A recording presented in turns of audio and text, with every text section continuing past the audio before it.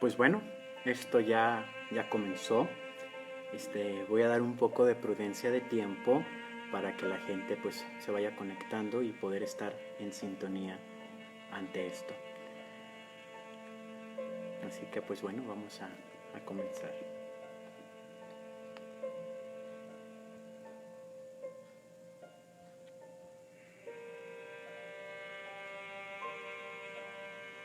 Bueno, saludos a todos los que se están conectando. Muy buenas noches a todos.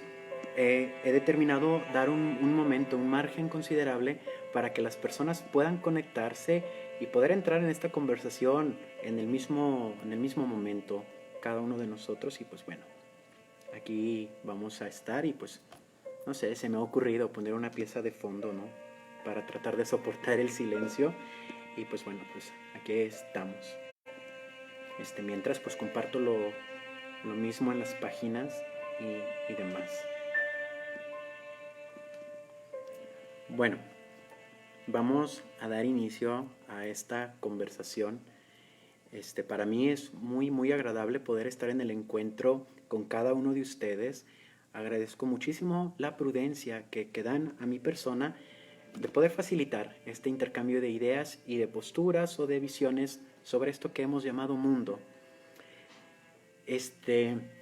Cuando quiero agradecer también a Yoika por tener esta apertura para la posibilidad de estos espacios, de estas diferentes voces. Y pues bueno, en este momento me ha tocado a mí conversar sobre ofrendas de la hospitalidad, estas ofrendas que están en estos lienzos blancos, las sábanas hospitalarias. Y pues esta charla va propiamente en este sentido de conversación sobre lo que acontece en un hospital y propiamente en un hospital mexicano, porque tengo que rescatar que sabemos que un hospital mexicano debiese o es diferente a un hospital argentino, a un hospital de alguna otra denominación geográfica. Yo soy René, tengo un poco dar esta introducción. Yo inicié mi formación profesional como paramédico, dando asistencia en la calle, en la ambulancia, y esto me llevó a tener estos contactos directos con un sufrimiento humano que en ese entonces el René pensaba que se podía solucionar vía una contención de hemorragias, un señora, usted va a estar bien, etcétera.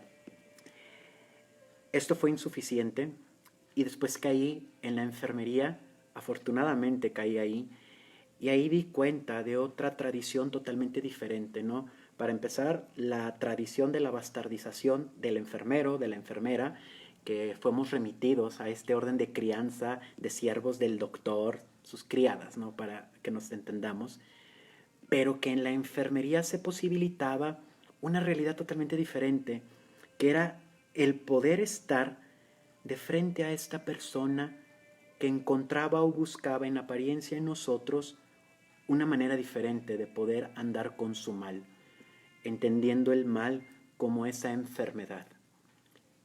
Me fue bien siendo enfermero, empecé esa búsqueda y casualmente la enfermería me llevó a senderos de muerte en las terapias intensivas, y esto me llevó en su momento a estudiar tanatología y wow, para mí fue extraordinario poder dar cuenta de lo que representaba la muerte en las personas con esta herramienta. Pero yo no quedo ahí. Tuve que estudiar cuidados paliativos, que son los cuidados que están encomendados a las personas que, según se dice, tienen una amplia posibilidad de morir, y lo dice la biología. Si usted está próximo a morir en los próximos 6 meses, usted tiene que tener categóricamente cuidados paliativos para poderle acercar a una muerte digna, que su cuerpo y su alma, su mente mueran dignamente. Y ahí generábamos una pregunta, ¿no? De qué es la dignidad de muerte. Y pues bueno, ahí me estuve moviendo y resulta que tampoco por ahí era, ¿no? Y decidí después estudiar psicología y también estuvo padrísimo, pero en el estudio de la psicología, híjole, perdí en su momento un broche con la subjetividad humana, y de pronto toda esa belleza que incluso el delirio tenía en el momento de muerte para una persona, pues empezó a generar síntoma de una enfermedad, y pues te empiezas a subir al tren, ¿no? De pues un antipsicótico para la señora porque está delirando. Estas presunciones de fantasmas que le acompañan en la muerte no son ciertas. Es un delirio, es una psicosis. y te subes, ¿no? Y no te das cuenta en qué momento le arrebataste al paciente lo único que él tenía, que era su derecho a ser, el derecho a ser escuchado desde la subjetividad de su propia persona. Y esta búsqueda, sin duda alguna, me llevó al psicoanálisis. Pero ahora el psicoanálisis ha sido para mí una vertiente de exploración muy, muy bella, y creo que para todos los que estamos aquí nos hemos posibilitado en esa belleza. Pero todo esto ha sido para mí un intento, un mero intento de poder dar cuenta de lo que a la persona, al sujeto, al paciente, al enfermo, como queramos llamarle, que a final de cuentas terminará siendo Lupita, Refugio, Jesús, etcétera, le pasa frente a su experiencia humana. Y pues bueno, esto es lo que hoy en día hago. Me desarrollo profesionalmente en un hospital de tercer nivel en Aguascalientes, en la República Mexicana, y mis tareas están enfocadas a algo que se llama urgencias de la subjetividad. Y me encanta el nombre, ¿no? Porque ello recoge la posibilidad del caso por caso, del dígame usted, pero sobre todo de ese retorno a la dignidad humana que es muy difícil de establecer en un entorno hospitalario. Claro, hablar aquí entre ustedes me sienta muy bien, hablar de subjetividad, de psicoanálisis, sociología, filosofía, pero ello no sirve de nada si esto no logra dignificar dentro de un hospital la dignidad de la persona en su tránsito en la salud y la enfermedad. Queda como una idea de un libro, y así es una estúpida idea, porque no posibilita absolutamente nada.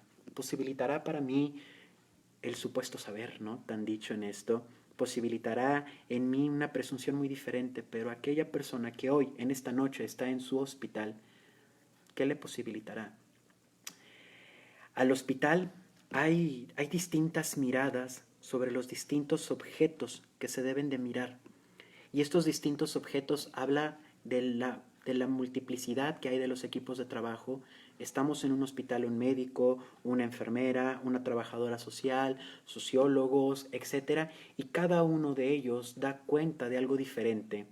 A la psicología le dará cuenta medianamente de un paciente, de un individuo, de un sujeto que ni sabe a qué está sujeto. Para el médico es el enfermo, es el pedazo probablemente de carne. Para el trabajo social será una persona. Es decir, cada quien tiene una mirada diferente sobre esta persona que está en ofrenda, pensando, creyendo fielmente que aquí va a encontrar algo en este hospital, la cura a su mal, a ese mal que escapó de una formulación de palabra, a ese mal que de pronto da cuenta en el cuerpo, y que esto lo asemeja a una realidad que ya le acompañaba desde antes, la muerte de los semejantes. Y aquí es muy importante entender lo complejo que pudiese llegar a ser trabajar en un hospital.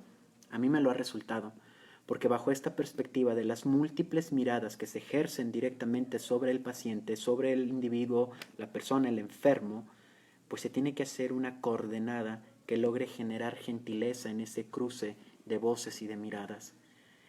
No hay divanes en los hospitales, no hay consultorios de psicología en la cama del paciente. En mi hospital son 4 camas, 5 camas, separadas por una franja de hule llamada cortina. Y ahí, en ese encuentro único que doy yo, que dan mis compañeros, que damos nosotros, tenemos que posibilitar una escucha. Pero ¿a quién escuchamos? Y esto es lo que quisiera yo generar como un cuestionamiento directo a cada uno de ustedes.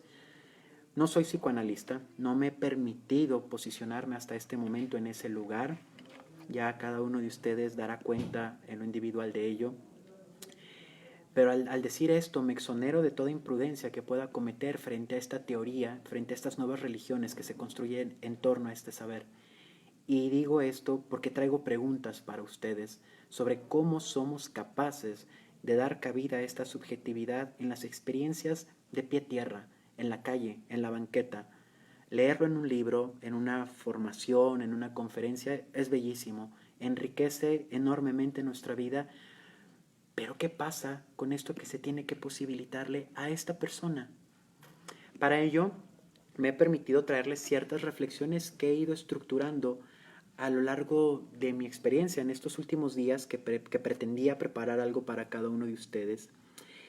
Y hoy les traigo una ofrenda muy peculiar que es la señora que carga.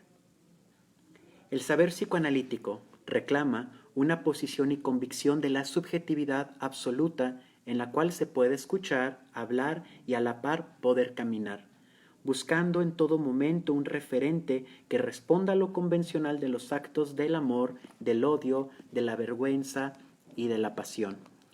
¿Cuánta subjetividad nosotros podemos sostener y argumentar y con ello caminar dentro de un hospital?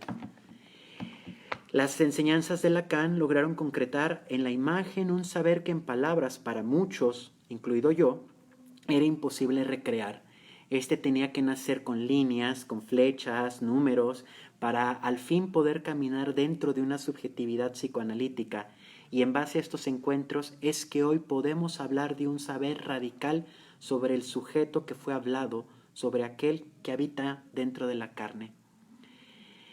Durante la revisión prematura de ciertos conceptos lacanianos, tuve una certeza de estar llegando al fin a un punto muy mediano, muy pequeño, mejor dicho, de un entendimiento diferente sobre las cosas de este mundo y su relación con el sujeto. Cada uno de nosotros creemos que vivimos en una aparente libertad para podernos determinar de cara a nuestras propias elecciones del mundo, pero ya damos nosotros cuenta que se tiene que cuestionar todo esto.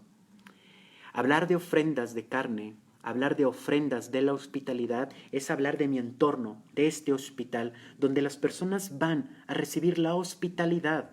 Hospitalidad como el lugar donde llega el viajero, pero ¿a dónde llega? ¿A dónde llega? Llega a un lugar donde lo que menos es persona. Nos ha dado igual tener estos escenarios tan conmiserantes, donde la gente puede estar en el piso, donde la gente puede estar en el grito, y a nadie le interesa nada.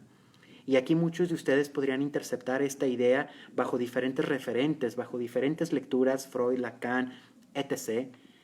Pero la realidad es que ese sujeto que yace en el piso con un grito de dolor en el cuerpo, en la mente, desconoce todo esto. Y lo que él pide es que alguien le ayude, que alguien le escuche, que alguien le hable, que alguien le cure eso que es su mal.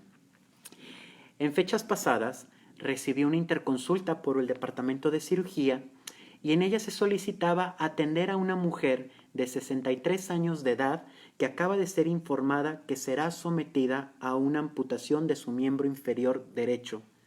Todo ello a causa de un compromiso vascular originado por un padecimiento previo, la diabetes. Al atender a la señora, esta se muestra sumamente inquieta.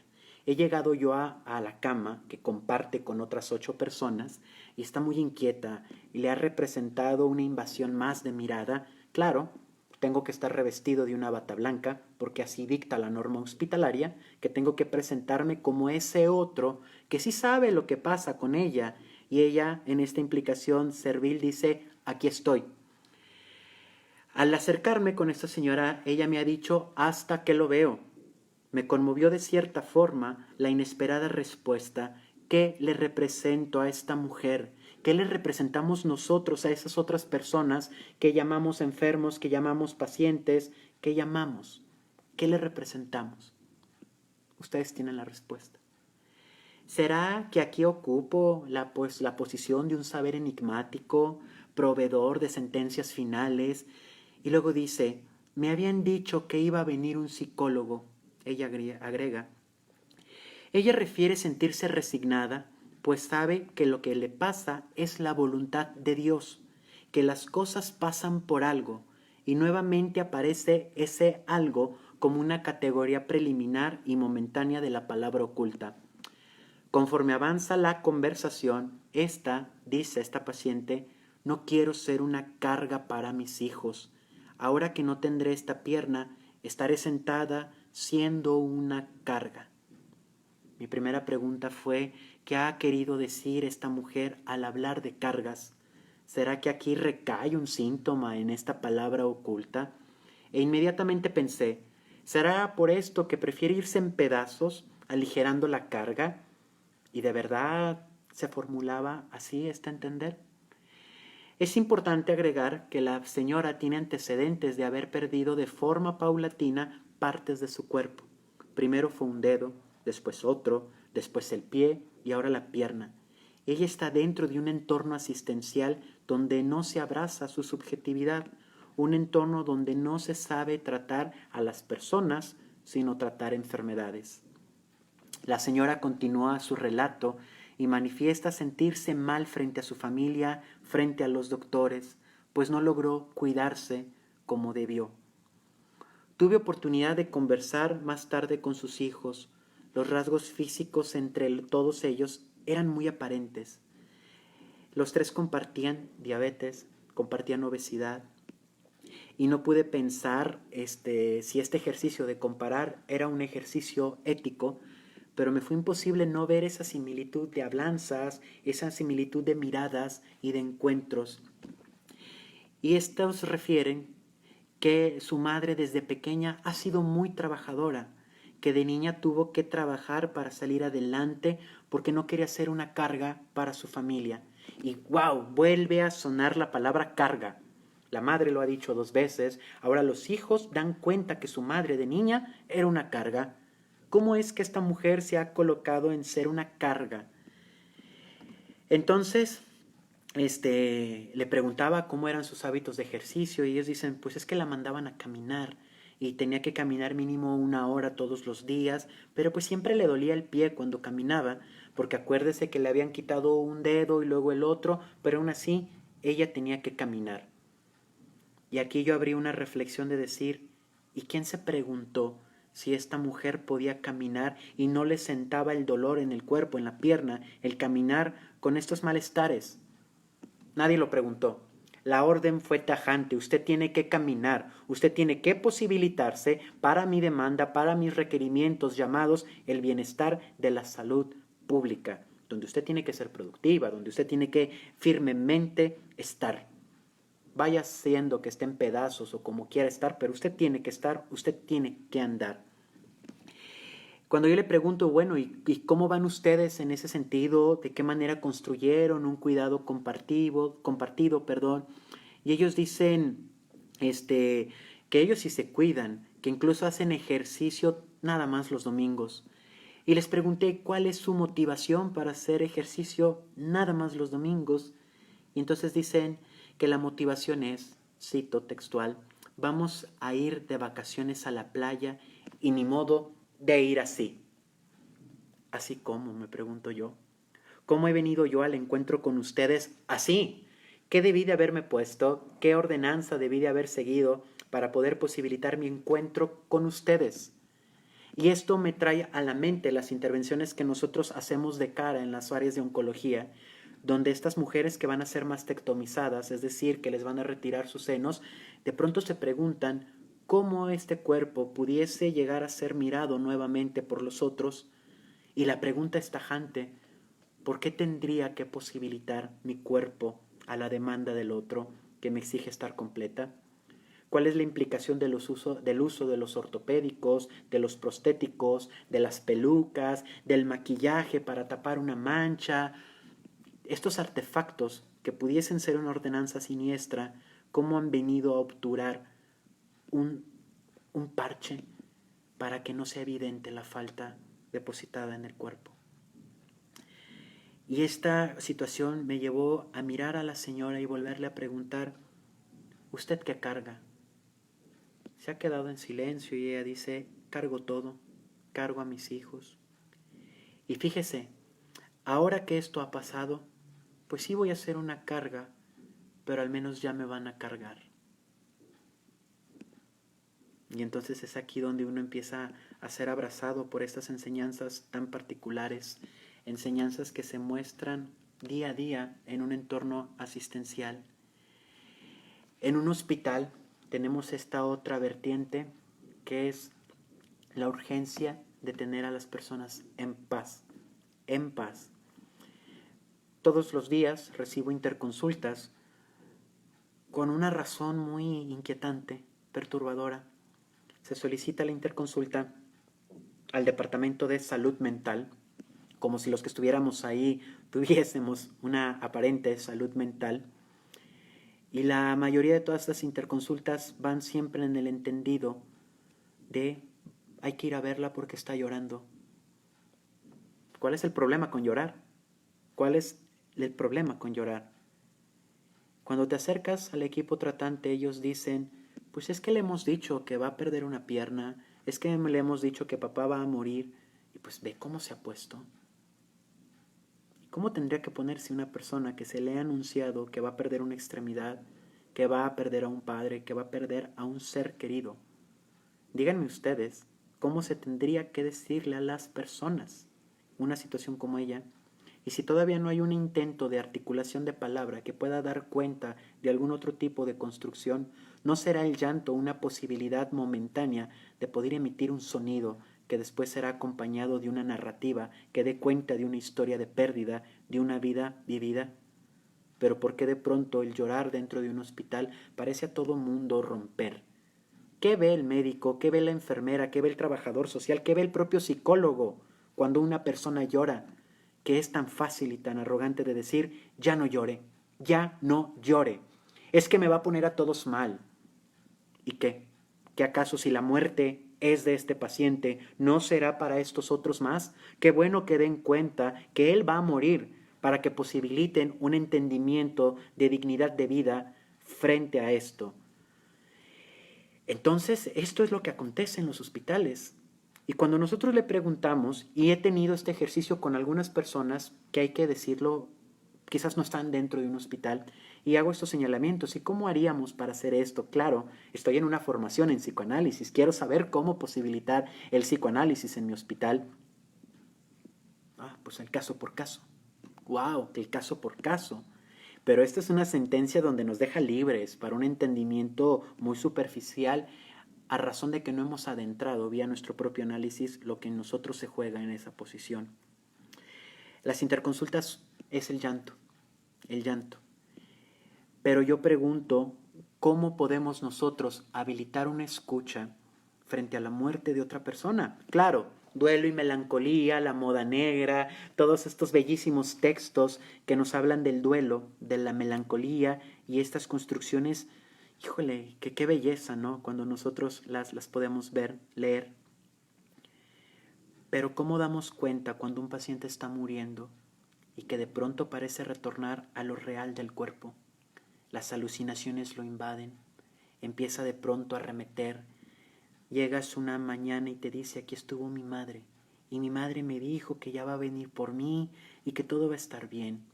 Ay, se me apareció mi pierna que me acaban de quitar, la sigo sintiendo, fíjese que ayer me paré, fíjese que eso. Es ahí donde efectivamente el caso por caso vuelve a tener este punto de una manera muy particular. Esto es lo que desde mi experiencia se habla en relación en el entorno hospitalario. Quizás mis ideas están un tanto desorganizadas, quizás es tanta mi ostentación de poder dar cuenta de lo que pasa en el sujeto, en el paciente, dentro de un hospital. Y hay que decirlo así, paciente, porque es así como es concebido en los hospitales. Sujeto del inconsciente, bueno, y sabrá Dios, sabrá Él, sabrá la gente, sabrá el médico, sabré yo, si para Él existe o radica un inconsciente en Él, cuando toda su operación de experiencia de vida ha sido una experiencia resolutiva de tener que hacer para tener. Y entonces nosotros nos posicionamos en este punto de, señores, que usted es un sujeto. ¿A qué? A mi madre, a mi padre, a mi carencia, a mi pobreza. Y claro, los textos sociológicos, los textos filosóficos dan cuenta de ello, pero nos dan cuenta a nosotros. La idea aquí es cómo nosotros vamos a posicionar cada uno de estas escuchas. Voy a dar oportunidad de abrir el foro para que ustedes puedan platicar un poco de lo que ustedes de cara en su propia experiencia ven.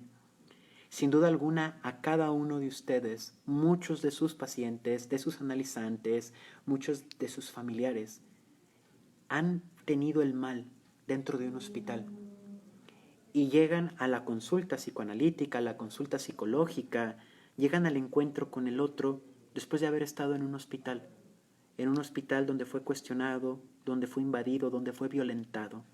Y es ahí la oportunidad de poderlos escuchar a ustedes. Quiero dar gracias a todos los que están aquí viendo el video. Por aquí vi, a Liliana, Dice, hola, buena noche, tengo una duda. ¿Qué pasa? ¿Qué pasa la relación con el cuerpo con respecto al discurso social ante esa falta que comentan respecto a una problemática, ya sea una problemática de cáncer o incluso una anomalía genética? Eso es cierto, ¿eh? ¿Qué hay? ¿Qué hay en relación a ese cuerpo? Uno podría decir, es que ese es tu cuerpo, Liliana. Pero ¿cómo es que yo he constituido este cuerpo? ¿Cómo es que yo he dado cuenta de lo que yo soy? Claro, hablamos de estas implicaciones de avance constitutivo de lo imaginario, donde yo doy cuenta de mi cuerpo, de esta integración absoluta. Pero cuando esta integridad se compromete por el anuncio de una enfermedad, de una amputación, de una desarticulación, ahí se vive por completo la ambigüedad de la experiencia de completud. Aquí nosotros tendríamos que dar cuenta en el discurso social, como lo ha señalado, quién nos habla. Yo lo veo, por ejemplo, con las mujeres que viven esta experiencia de cáncer, y desde ahí las mujeres que viven experiencia de cáncer, porque se espera algo muy diferente de la mujer que vive con cáncer, de la mujer frente a la experiencia con el cáncer. Yo tengo un tema muy con estas palabras, les dicen que son supervivientes, otras sobrevivientes, y es muy diferente cómo se vive una superviviente de cáncer a una sobreviviente de cáncer. La sobreviviente, en lo particular, comparten estar de más. Es muy común decirlas, pues yo estuve con cáncer, como si fuese una identidad, una personalidad. Yo estuve ahí. Y la superviviente que da cuenta de una supervivencia, ¿qué pasa en ello? Pierden el cabello. Y yo, por ejemplo, a mí me llamaba mucho la atención el qué tanto desconocía de esto. Pongo el ejemplo, yo le preguntaba a una compañera, oye, pero ¿por qué forzosamente tienen que raparse? Claro, hablo yo desde mi carencia, ¿por qué tendrían que raparse? ¿Por qué tendrían esto? Me dice, es que no se rapan por una cuestión de imagen. Se están rapando porque les duele la cabeza, les duele el cabello. ¿Cómo que duele el cabello? Sí, duele el cabello. Hay una sensación en la raíz del cabello, del cuero cabelludo, que es insoportable y que ésta se aligera cuando de pronto se rapan. Ahí hay una sintonía totalmente diferente, Liliana, para el ejemplo que pongo. No es en sí lo que el discurso pida, sino lo que ellas están posibilitadas a decirle a ese discurso. Cada uno de nosotros tiene esta afrenta de frente al discurso social de posibilitar este cuerpo al encuentro del otro. Hay quien ve lonjas, hay quien ve ciertas barbas, ciertos pelos y dice, ay, esto no está tan chido, esto no está tan bien, hay que posibilitarlo al encuentro de lo que yo espero que el otro vea de mí, de lo que yo veo en el otro, de mí mismo. Y aquí, en el caso de las anomalías congénitas, también es una implicación de duelo. Se pierde en la idea a ese hijo hermoso, a ese hijo bello. En la terapia intensiva neonatal es muy común, lamentablemente, estas destrucciones de idea. Vemos a esta madre llegar al hospital con esta añoranza de este ideal, de este nombramiento que se ha hecho acá en la idea y que gracias a su Dios, gracias a la biología, a lo que sea, van a tener a su hijo. Y de pronto dan cuenta que este hijo tiene una anomalía, es decir, que esta imagen, que este amoldamiento de lo que se espera de un cuerpo ideal no corresponde con lo que se tiene. Hasta qué punto la genitora, la madre, se reconoce como fábrica de anomalías, se reconoce ahora imperfecta e incapaz de hacer algo bien. Imagínate qué fuerte puede ser para esta madre de pronto llegar y dar cuenta que nada le sale bien, ni incluso el hijo, este hijo que es perfecto, que es demandado para dar broche a alguna idea como tal. Este punto de Liliana es un punto muy inquietante. Las anomalías congénitas, incluso posibilitar las operaciones intrauterinas. Es decir, hoy en día la bioética empieza a abrazar todas estas problemáticas subjetivantes, pero que son problemáticas que se dan de cara a la posibilidad del cuerpo al encuentro con el otro. Y que de qué manera yo como progenitor, como padre o madre, requiero posibilitar el cuerpo de mi hijo para que se encuentre con otro que lo acepte. Y ahí está el discurso social, la aceptación. Y eso es algo muy particular. Saludos a Gabriela, a cada uno de ustedes. Y pues ahora sí me gustaría leerles sobre sus puntos, sobre lo que hasta este momento he conversado con cada uno de ustedes. Y aquí es el momento, ¿no?, donde cada uno de nosotros empezamos a esperar, ¿no? Frente a todo esto, yo hablo muy también sobre la enfermería. La enfermería, para muchos de ustedes, hay que reconocerlo, puede ser una profesión que está de cara a una actividad técnica. Inyectamos, tomamos presiones invasivas o, como mejor nos han dicho, ¿no?, limpiamos la orina y las heces fecales de las personas. También hacemos eso, ¿eh?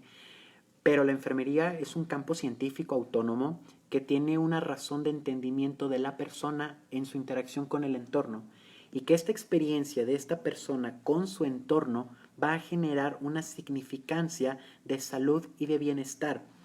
Y aquí quiero decir cómo en la enfermería posibilitamos la subjetividad que tiene mucho de psicoanálisis. Aquí hablamos de la persona que tiene una relación con el entorno, llámese entorno, la comunidad, su casa, su trabajo, donde el sujeto esté, ese es el entorno. Y entonces, esta persona en esta interacción va a tener una interacción, con las variables biológicas, ambientales, con las cuestiones sociales, y en base a esta experiencia, él tendrá una respuesta de bienestar o de malestar. Y a esto nosotros le llamamos coordenadas del cuidado. Hablamos de una coordenada del tiempo lógico y de otra coordenada del tiempo cronológico. En el tiempo cronológico hemos situado todo lo que se puede acechar en días, en horas, en minutos. ¿Cuándo te vas a casar? Mañana. Eso es un tiempo cronológico. ¿Cuándo por fin este tipo se va a callar? A las 9 de la noche. Tiempo cronológico. Pero cuando nosotros en enfermería hablamos del tiempo lógico, hablamos del suponer de sucesos que están aquí en la idea y que en algún momento dado tendrán este cruce con el tiempo cronológico, con el tiempo lógico y cronológico, y que esta cruce darán un bienestar o un malestar. Bienestar, bien estoy, malestar, pero que este bienestar y malestar tendrá dos vertientes opuestas. Bien estoy para mí, mal estoy para el mundo, o bien o mal estoy para mí, bien estoy para el mundo, etcétera, etcétera. Y eso es lo que va a dar cuenta de lo que es la enfermedad para la enfermería. En base a eso nosotros posibilitamos una escucha totalmente discreta, atenta con el paciente. Y aquí lo que decimos es que la enfermería, sin duda alguna, tiene su quehacer en la sombra, donde no exista un otro que la interrumpe o un ciego que cuestione el tacto que se tiene en esta familiaridad entre una enfermera, un enfermero y un enfermo. E incluso hay que ver cuál es la colindancia que se suscribe etimológicamente entre enfermo y enfermería. Él es de mí, yo soy de él. ¿Cuál sería la pregunta?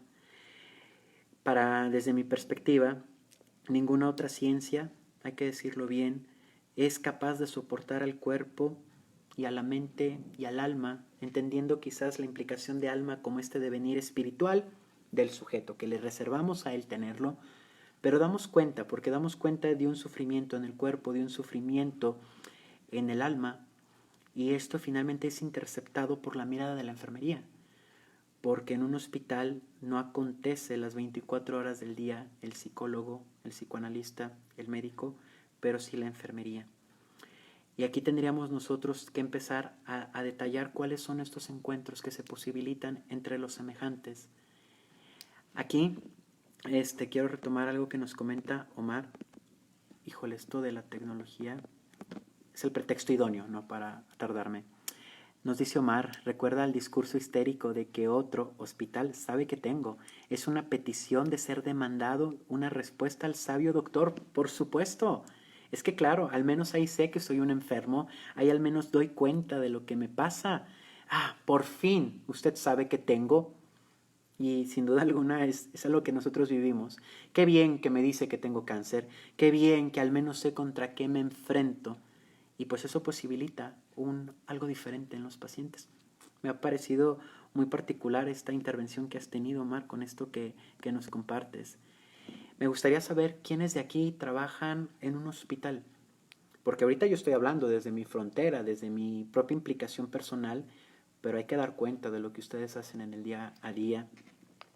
Yo preguntaba, el otro día conversaba con unos colegas que están también dentro del estudio del psicoanálisis, sobre la experiencia de acompañamiento de muerte, que es un tema que me ha inquietado bastante, porque incluso hoy en día, de una manera muy prematura, leo esto como un retorno a lo real. Me viene a la mente el acompañamiento premortem. El acompañamiento premortem en un hospital es de la siguiente manera. Un paciente está en implicaciones biológicas alteradas, presiones alteradas, altas o bajas, un frenesí en el corazón, etcétera, parámetros biológicos. Pero es un paciente que viene caminando con un malestar donde ha iniciado y de pronto ahora está en esta situación. ¿De qué manera se debe uno de acercar a decirle que lo que le está pasando es que se está muriendo? Yo así lo dije. Y lo preguntaba en la clase precisamente que tenemos sobre las estructuras. Y yo les decía, ¿cómo lo harían ustedes? A mí me interesa conocer incluso su punto de vista, maestro. ¿Cómo ha de hacer usted para decirle a una persona que lo que está experimentando es la muerte misma? Y quizás la primera pregunta sería, ¿usted reconoce que el otro deba de saber que lo que le pasa es la muerte misma, que retorna a la nada? A mí me llama mucho la atención cómo la mayoría de las muertes no medicalizadas, dan cuenta de un retorno a lo real. De pronto empiezan estas sensaciones invasoras, este campo de las alucinaciones, ideas delirantes, una sensación que no puede dar cuenta de lo que es. Muchas de estas sensaciones, que para mi entendimiento de ahora es lo real, son abrochadas por la escucha de un médico, de una enfermera, hasta de un propio camillero que le dice, es que es su mamá, la mamá que ha muerto, es la que le vino a, a visitar. Y esta intervención tan oportuna que ha tenido un camillero ha sido tan bella para esta persona porque dice, no es tan real, sí se puede decir algo de esto, pero mientras no existía esta mirada, esta persona sin duda alguna la pasaba mal. ¿Cómo le dirían ustedes a una persona que está por morir? Y ojo, porque en la idea está muy bella. Pues sí, tiene usted que morir, pero ¿cómo se lo decimos en el momento? Porque es la muerte, es lo más radical, es lo indecible, de lo que nadie ha dicho, de lo que nadie ha atestiguado. O sea, atestigua el morir, pero no la muerte. Entonces, ¿qué harían ustedes? Y esto lo lanzo a Francesca, a Omar, a Liliana, a Gabriela, a cada uno de ustedes que son portadores de una voz. ¿Cómo dan cuenta de la muerte del otro en estas características, en estas escuchas? ¿Qué pasa con la muerte y sus posibilidades?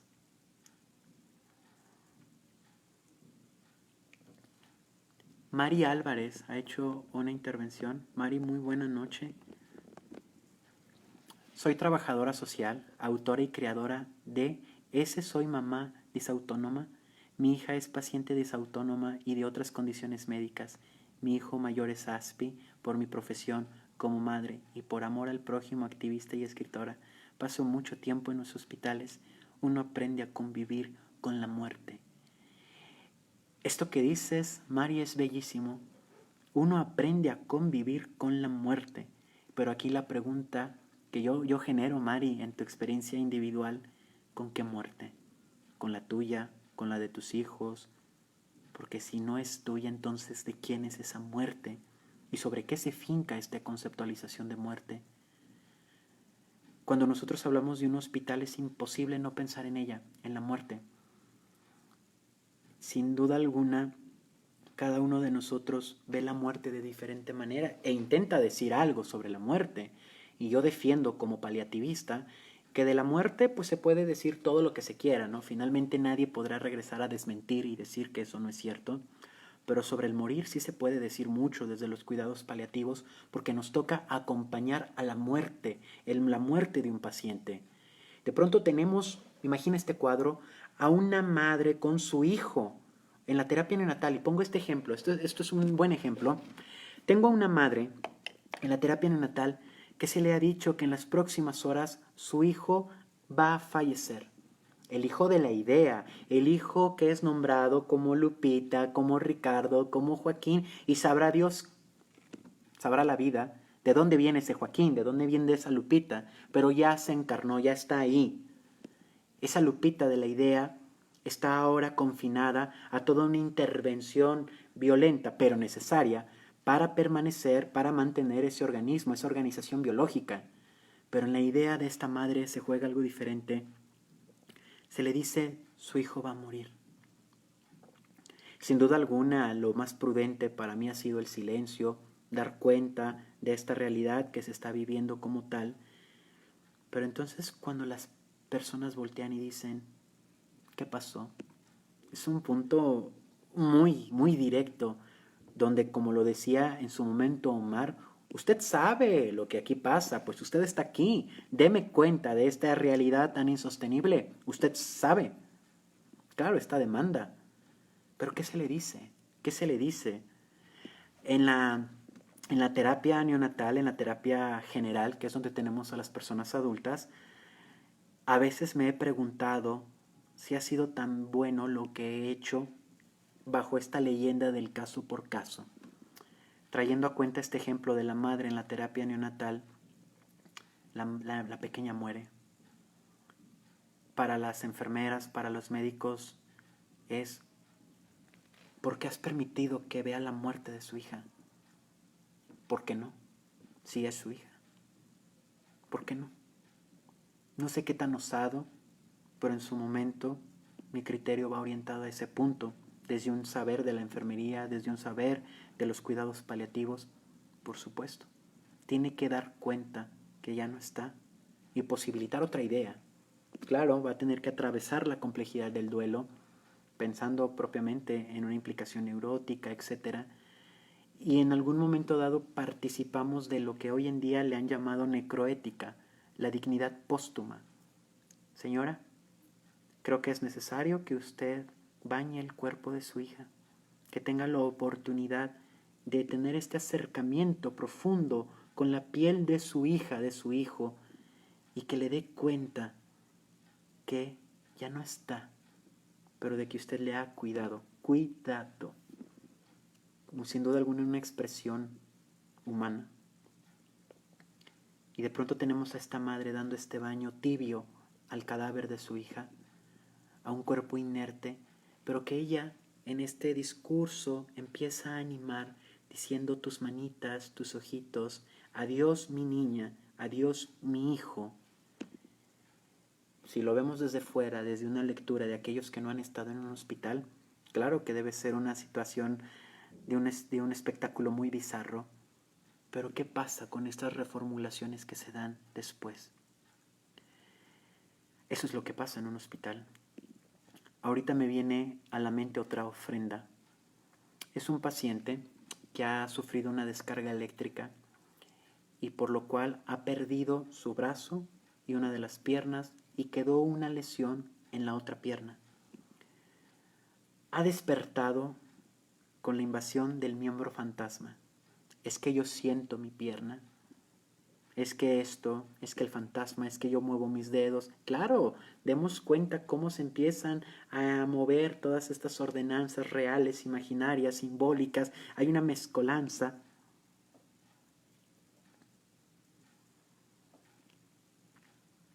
Y cuando lamentablemente le dicen que la otra pierna tiene que ser amputada, desarticulada, él dice, está bien.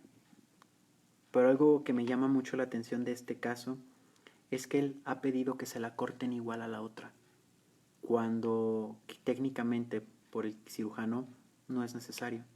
Es necesario un corte debajo de la rodilla, pero él solicita un poco de igualdad en el cuerpo y pide que se le corte la rodilla al mismo nivel de la otra. ¿Qué es lo que acontece ahí? ¿Qué es lo que pasa? ¿Qué es lo que ahí se está moviendo? Y pues sin duda alguna es el caso por caso. María Álvarez retroalimenta con la muerte de la normalidad, con la muerte de lo que uno planeaba, con la muerte diaria, de tener que adaptarse a la condición médica crónica y a la discapacidad, a la muerte de los sueños, de los ideales, cuando se tiene que redireccionar la vida, con la muerte no cercana y nunca ajena, cuando se valora la vida del prójimo.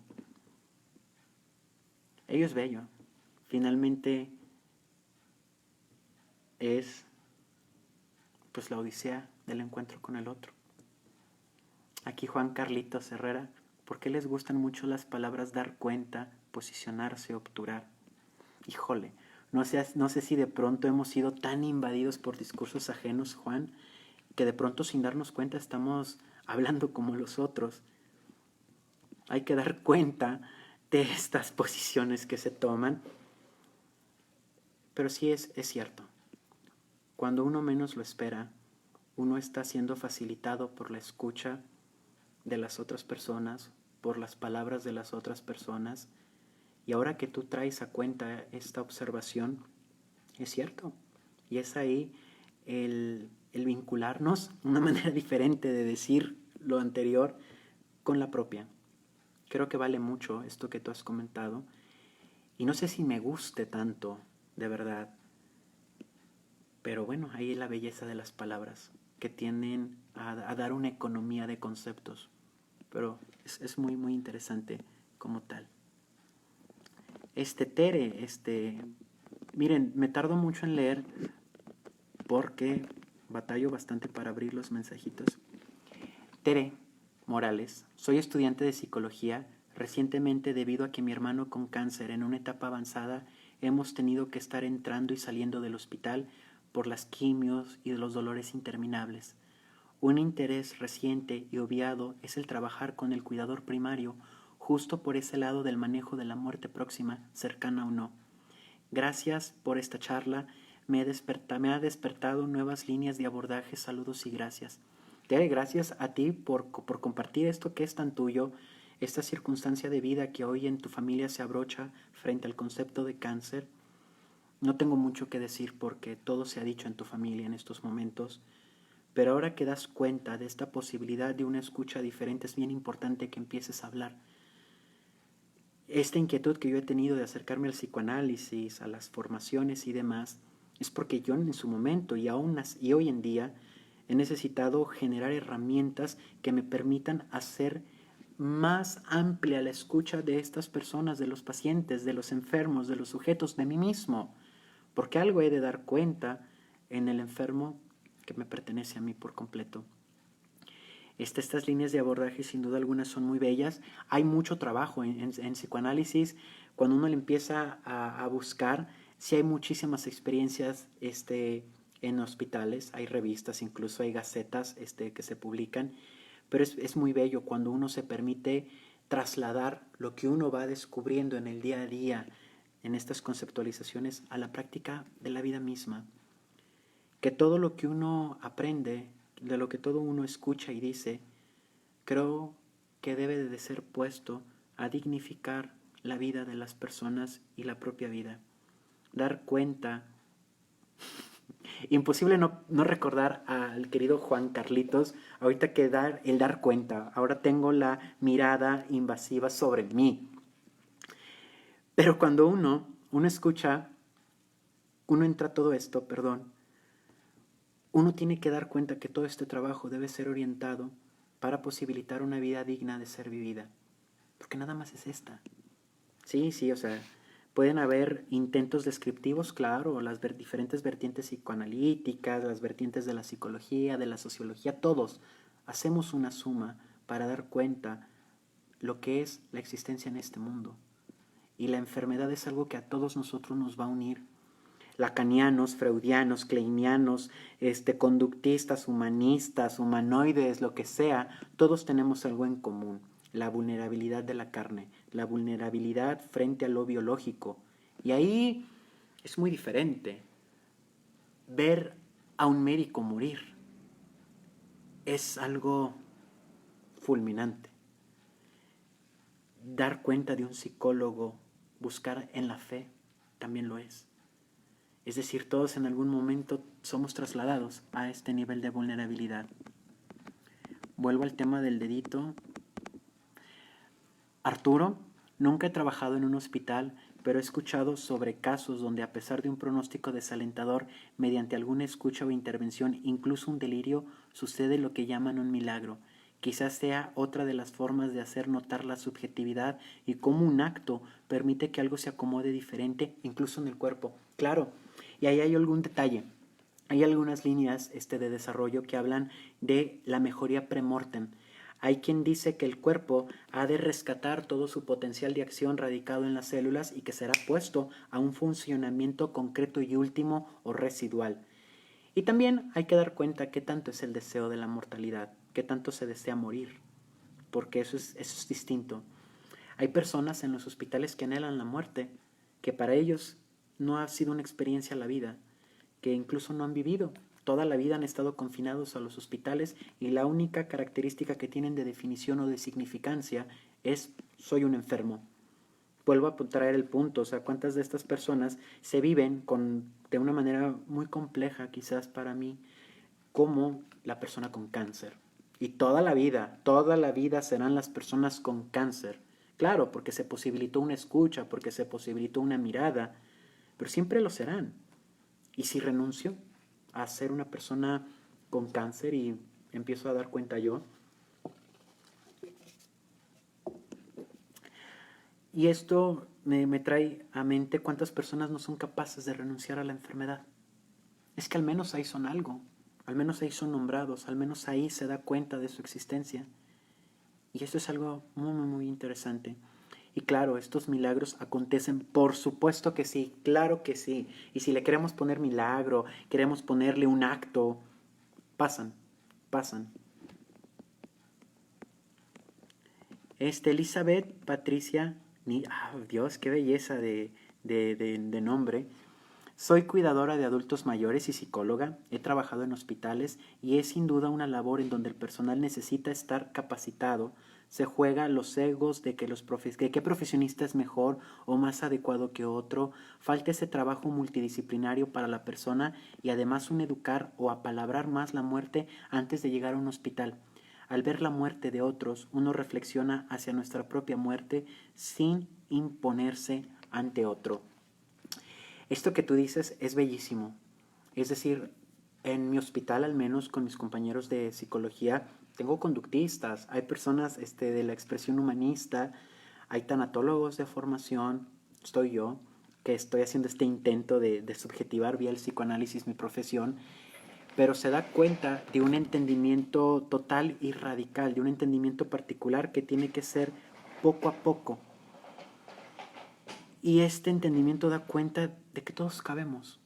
No todo mundo va al psicoanálisis, no todo mundo va a la psicología. Hay quien le va bien con el medicamento, hay quien le va bien con la escucha del sacerdote, hay quien encuentra en eso el milagro. Esto que tú dices es algo muy, muy, muy concreto, es cierto, uno ve nuestra propia muerte. Tania nos dice, soy educadora social, no he trabajado nunca en hospitales, pero mi primer hijo nació prematuro y estuvo conectado a un ventilador 12 días después de nacer en el área de terapia intensiva. Había aproximadamente 8 bebés en peores condiciones, casi desahuciados. Todos, curiosamente, es tan impactante ver a tu bebé lleno de cables, sensores, con suero, que curiosamente se vuelve un ambiente irreal. Es como estar en un sueño. Las madres no sabemos qué hacer, cómo tocar a nuestro bebé, nadie lloraba hasta que salías de la sala, pues la realidad llega de golpe en minutos y después cuando ya no ves a tu hijo, hasta que salimos de la terapia intensiva y las madres y los padres llorábamos. Los he visto llorar. Y también sé que en algunas condiciones patológicas se les prohíbe incluso tocar al bebé, porque esta excitabilidad que se le puede dar a este sistema nervioso puede ser causa de una hemorragia intracerebral y con ello comprometer más el desarrollo del pequeño. Eso pasa. Pero ahí es la oportunidad de acercar este puente con otro toque, con otra posibilidad que dé cuenta de algo diferente. Mónica González, muy interesante lo que estás abordando, un placer escucharte, no me había tocado. Muchísimas gracias a ti, Mónica, por permitirte, o sea, cuando de pronto el buen Arturo, en tenor de voz de Jesús, me invitaban a colaborar, dije, claro, pues todo esto es una charla entre amigos. Samira García, amigo ninguno como tú, que la vida te siga llenando de éxitos. Muchísimas gracias, Samira, muchísimas gracias, un fuerte abrazo. Y pues bueno, ya casi se acerca a escasos 5 minutos de poder cerrar esta conversación. De verdad, quiero ir cerrando. Lo que yo aquí he manifestado no ha sido desde el principio un intento de un conocimiento absoluto, no. Lo que ha sido, y es claro que fue, espero, es una aproximación a un campo poco tocado por el psicoanálisis práctico de pie a calle, por la psicología, por la subjetividad, en pocas palabras, y que aquí existe una necesidad de que habilitemos en todas las personas esa defensiva de ser subjetivados, de ser escuchados, cada uno de ellos. Mari Álvarez, interviene. Híjole, ya. Ok. En una semana 3 personas se suicidaron. Un paciente de FM, un paciente de ME y una joven de ASPI. Mari, debo de decir que desconozco a qué refieres con FM y EM, pero sin duda alguna lo particular de las muertes es lo significativo. El suicidio es el hastio al solo sobrevivir a la vida en personas que con condiciones médicas, trastornos, síndromes y discapacidad provocan. Es una reflexión inquietante hablar del tema del suicidio. ¿Por qué no decir que es una posibilidad? Y bueno, aquí tendríamos sin duda alguna, Mari, que poder entablar una conversación desde la biopolítica, desde las formas del vivir, desde las formas del morir, sobre reclamar el derecho legítimo ante lo único que se tiene. Es decir, quien me preguntó vivir no lo sé. Y si hoy me formulo una propiedad de pregunta frente a cómo morir, hay que ver qué se despierta ahí. Mira, Juan Carlitos, iba a decir qué se obtura ahí. Bueno, quiero ir cerrando propiamente y quiero compartirles este texto que dice, un texto que dice así: ya se va para mí el sol de este lugar, alojamiento de tenebrosos suspiros, anécdotas de otra sal. Se entierra el sol en una sábana crepuscular, el vaivén de las aguas le arrulla. Duerme, sol, duérmete ya. Quizás en otros mares me mires resplandeciente de verdad. Las flores se quedan silenciosas, ansiosas por tu regresar. No te tardes, sol de mis ayeres, en regresar y en volverlas a reanimar. Las aguas perennes fracasan en bailar, no hay astro sol que las haga condensar.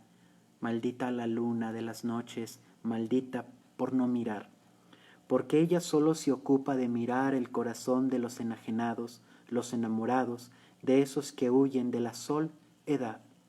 El mar es mío, sabe de mí, cuando me acerco me quiere llevar, sabe cuando me voy, por eso cada noche sube al acecho de mi andar. Para calmarlo, la luna llena baja para susurrarle mi nombre y le platica cuántas veces le he dicho cosas sobre el mar. El mar, atento, chilla y brama, brisa, bruma, hasta el eco cincelar.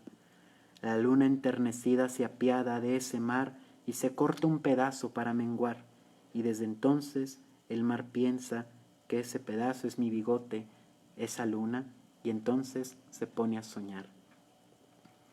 Este texto fue elaborado el 13 de julio a las 21:10, precisamente en el devenir de la muerte de un paciente. Nadie debe morir solo, y pues en esa ocasión me ha tocado estar atento a este paciente. ¿Y qué surgió de esto? Pues se dio esta composición que está a ese punto. Mari Álvarez, fibromialgia, claro, encefalomelitis miálgica, claro, el dolor.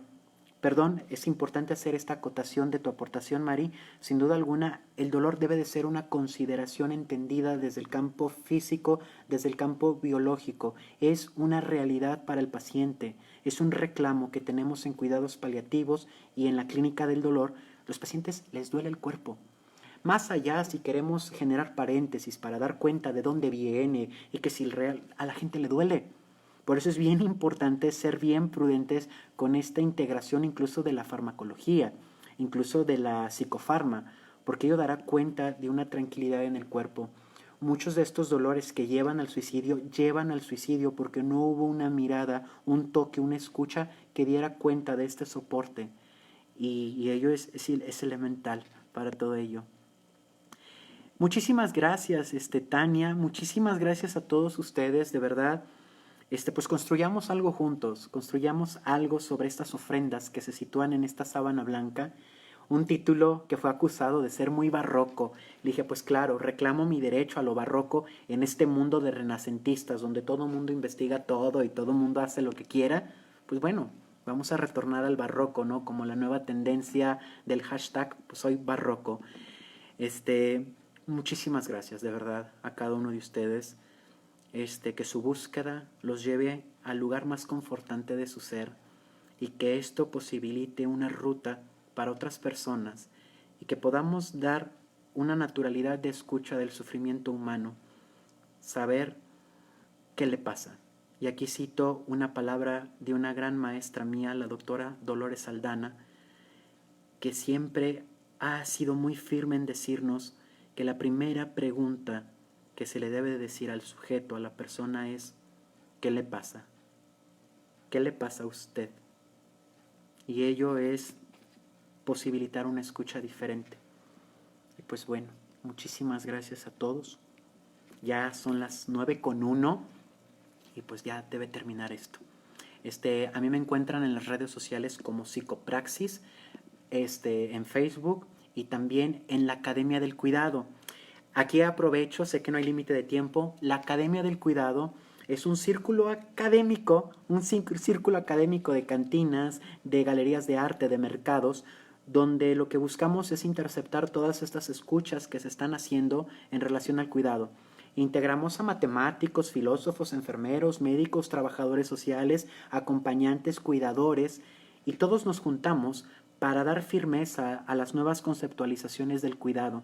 Y la intención es abandonar todos estos convencionalismos de la clínica, de la academia, y llegar a palabra a palabra, y poder crear nuevos conceptos que, si bien requerirán de esa conceptualización previa, pero darán cuenta de algo muchísimo mejor para quien lo pregunta y lo responde como tal. Y pues bueno, ahora sí, ya me voy. Les agradezco nuevamente todo. Ya no voy a obturar nada, ya nada. Tengan una feliz existencia, tengan una dulce vida, pero sobre todo una dulce muerte. Muchísimas gracias a todos, gracias a la comunidad de Yoica, gracias Arturo por toda esta preparación que tuvimos previa en las cuestiones técnicas. Gracias a todos ustedes, muy buenas noches y feliz retorno a casa.